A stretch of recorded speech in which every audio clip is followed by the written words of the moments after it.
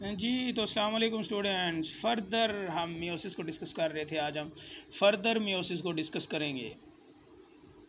सबसे पहले यहाँ पे आ जाए 1911 American geneticist Thomas Hunt Morgan a phenomena crossing over in fruit fly Drosophila melanogaster, यानी ड्रासोफिला मेलानोगास्टर के अंदर थॉमसन मॉर्गन ने सबसे पहले क्रॉसिंग ओवर फिनोमिना को क्या किया था, कह सकते हैं कि डिस्कवर्ड किया था या ऑब्ज़र्व किया था। आपको एमसीक्यूज़ के तौर पर इसे अच्छी तरह से याद रखें, इंपॉर्टेंट एमसीक्यूज़ है आपके लिए।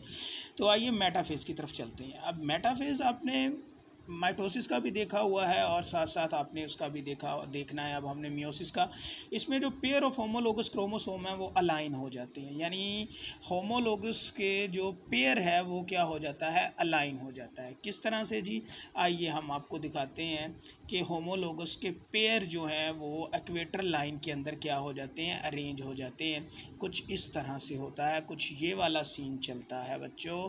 ये देखें, ये हो पेयर है मेटाफेज़ 1 क्रोमोसोम एक पेयर की फॉर्म में इस तरह से अलाइन हो जाते हैं।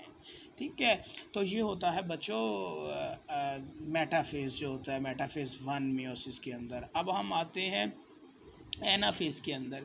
तो एनाफेज़ में क्या होता है, एनाफेज़ में कुछ इस तरह से होता है बच्चों कि जो काइनेटोकोर स्पंडल फाइबर शॉर्टन होते हैं और pulling apart chromosome each pair and pull toward one pole to haploid form and chromosome contain pair of sister chromatid. यानी कि एनाफेज़ 1 के अंदर कुछ इस तरह से होता है कि क्रोमोसोम सेपरेट हो जाते हैं, एक दूसरे से जुदा हो जाते हैं। आपको दिखाते हैं कि वो किस तरह से होते हैं बच्चों। मेटा ये है एनाफेज़, आप इसको देख सकते हैं, ये है एनाफेज़। यहाँ पे क्रोमोसोम सेपरेट हो रहे हैं एक दूसरे से।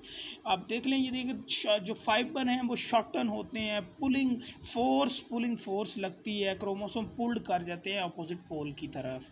तो कुछ इस तरह से बच्चे एनाफेज़ के अंदर होता है। अब हम फर्दर मज़ीद चलते हैं टीलोफेज़ के अंदर। टीलोफेज़ में क्या होता है, टीलोफेज़ के अंदर क्रोमोसोम अराइव अ पोल, यानी वो एक पोल की तरफ चले जाते हैं और पोल में जाने के बाद वहाँ जो half number of chromosome exist of 2 chromatids, यानी उनके पास नंबर ऑफ क्रोमोसोम जो है वो हाफ होते हैं। Spindle nuclear disappeared and nuclear envelope is formed around the haploids and uncoil back into chromatin. Chromosome दोबारा किसकी शक्ल इख्तियार कर लेता है बच्चे, क्रोमाटिन में चला जाता है क्रोमोसोम। यानी आप ऐसा समझ सकते हैं कि प्रोफेज़ जो का टोटली जो उलट है वो आप टेलोफेज़ के अंदर बता सकते हैं जी।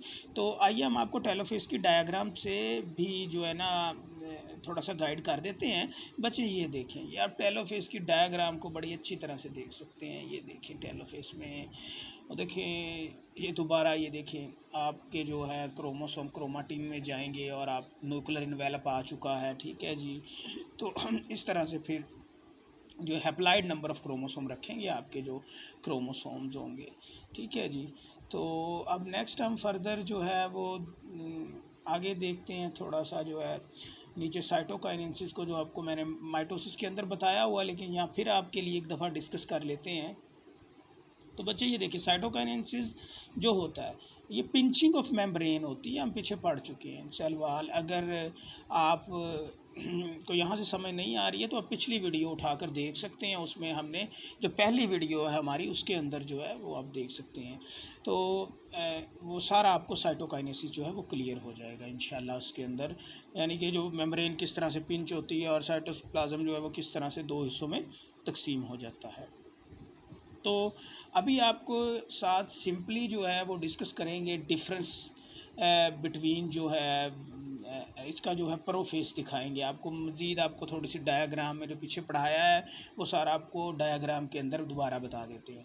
देखिए जी, प्रोफेस में क्या होगा, ये देख सकते हैं आप। प्रोफेस में क्या होगा, क्रोमाटिन क्रोमोसोम बनेंगे। ये देखिए, ये देखें, ये प्रोफेज़ का मेटाफेज़ है, क्रोमोसोम इक्वेटर लाइन के अंदर लग जाएंगे जी सीधे। ठीक है, एनाफेज़ के अंदर देखें जी, आगे की तरफ मूवमेंट शो करवाएंगे। ये देखिए एनाफेज़ है, ये एनाफेज़ है। ठीक है, एनाफेज़। और फिर ये आप देख सकते हैं टेलोफेज़।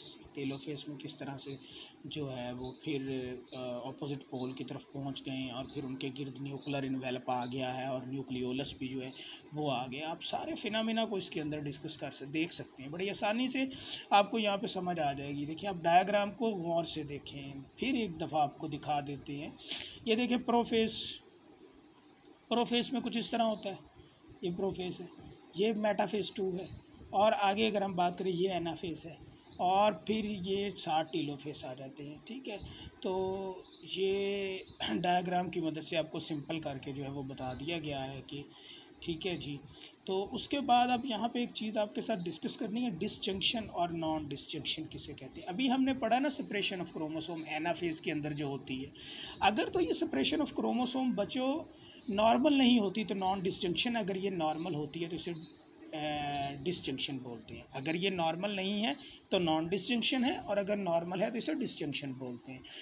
ये जो है अब नॉर्मल क्रोमोसोम 45 होते हैं या फिर 47 होते हैं, और नॉर्मल क्रोमोसोम नंबर ह्यूमन के अंदर 46 होते हैं।